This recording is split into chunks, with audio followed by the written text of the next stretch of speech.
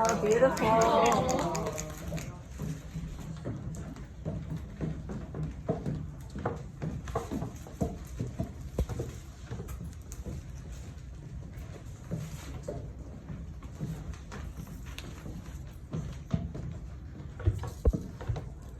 Thank you so much to both of you. I definitely just got emotional, and thank you all for bearing with me. I know I'm the only thing in between you and that dance floor. So, I thought a lot about what I wanted to say, and I kept coming back to family and the fierce and strong women in my family. And I remembered that when meeting someone for the first time, my Aji would sometimes ask, who you belongs to? Sometimes she would even ask before knowing the person's name.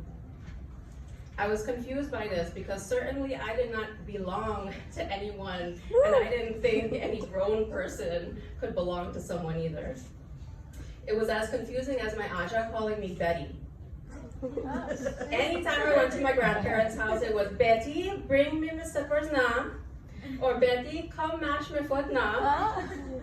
Of course, I would learn later that Betty meant daughter, and it wasn't being mean, but sweet. As an adult, I would learn to understand the question, who you belongs to? Or in other words, as an organizer would ask, who are your people? It means, who protects you? When I see you, who are the invisible others whose hands steady your spine? Whose whispered prayers soften the road before your feet? Who do you protect? Who would you stand in front of when the world grows sharp? Who would you shield with your rage and swaddle in your warmth? I belong to Alicia Leandro and Mahendra Jarwar.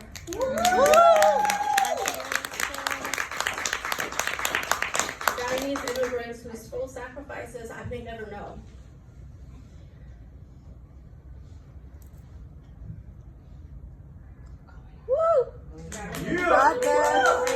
I belong to Iris, my maternal grandmother who fled domestic violence and started all over again in America. I belong to women of color who speak up in rooms we're not sure we belong in. I belong to my queer chosen family who helped me live my truth and become the siblings I never had and didn't know I needed. I belong to a long line of no-nonsense working-class New Yorkers who could eat you for breakfast with their coffee. I belong to the Bronx and Queens where every block holds a story of grit and stubborn hope. I belong to you, my Jahajis. People who have faced the worst violence and still found the strength to rise. Women who insist on their humanity even when the world tries to take it away. You who lift one another up, check in, show up, make each other remember your worth, your divinity. I belong to you who are doing the hard, the necessary work so the next generation will not endure what we did. People with big ideas that can reshape our world if someone would simply open the door and let us lead. I belong to you. Descendants of Jahajis who crossed oceans in the bellies of ships carrying nothing but each other. I belong to children of indenture who were displaced, disrespected, and disavowed, yet still found ways to sing Lotela, to worship, to cook, to skin teat, to love. I belong to people whose very existence is resistance, who walk through this world with the quiet defiance of those who were never meant to endure but did. I belong to people whose truth is as wide as the Kalapani, who stand tall because others before us had no choice but to bend. I belong to you, I belong to you, I belong to you, I belong to you. This community of courage is who I belong to. Woo! In 2016, I was living in a studio apartment in Washington, D.C., 6 minutes away from the White House. For 6 years, I'd been working as a legislative lawyer for reproductive justice, meeting with Congress members regularly to protect abortion rights. Yeah, we can clap it up for abortion rights. One night, as I was scrolling through I saw a post that shook me.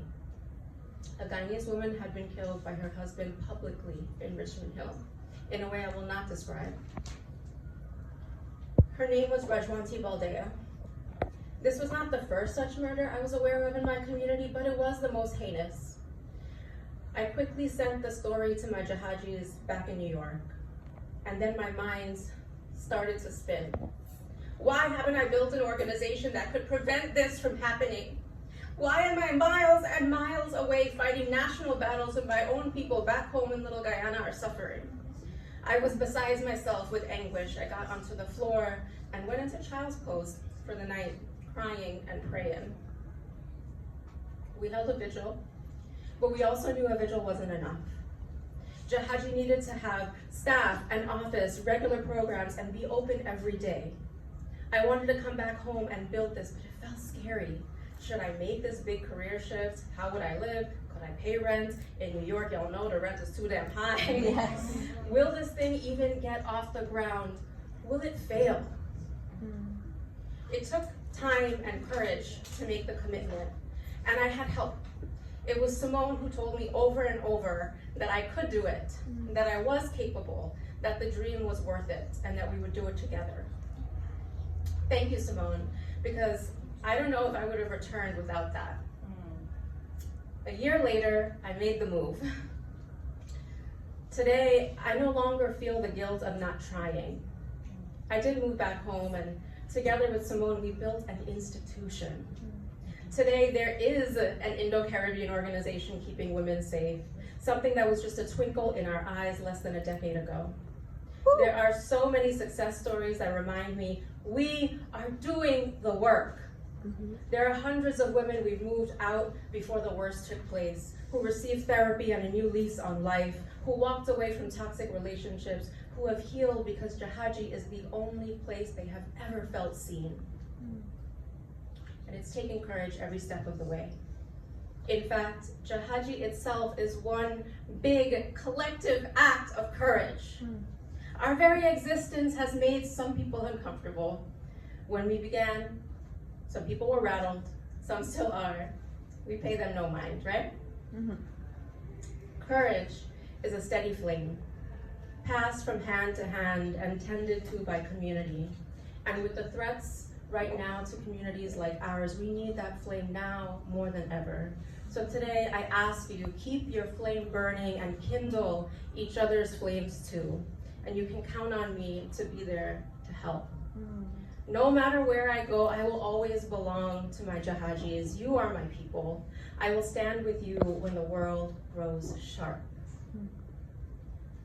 I have so many people to thank for trusting me to lead over the last 7 years and for leading with me. This has been the opportunity of a lifetime. I've been challenged and humbled. I've stretched and grown, and most of all, I have loved and been loved. Thank you, universe. Thank you, ancestors. Thank you to my family for putting up minimal resistance to this endeavor. Thank you to Simone for building this from scratch with me through so many highs, lows, and everything in between, with great patience and endurance, never giving up.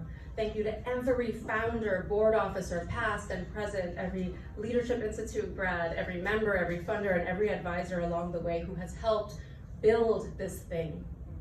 Thank you for allowing me to lead with you. And with that, I want to close with a chant from freedom fighter Assata Shakur, who left Rest us. in peace. Rest in power, Assata Shakur, rest in peace. You're gonna say after me, right? It is our duty to fight for our freedom. It is our duty to fight for our freedom. It is our duty to fight for our freedom. It is our duty to fight for our freedom. It is our duty to win. It is our duty to win. It is our duty to win. It is our duty to win. We must love each other and support one another. We must love each other and support one another. We have nothing to lose but our chains. We have nothing to lose but our chains. Thank you.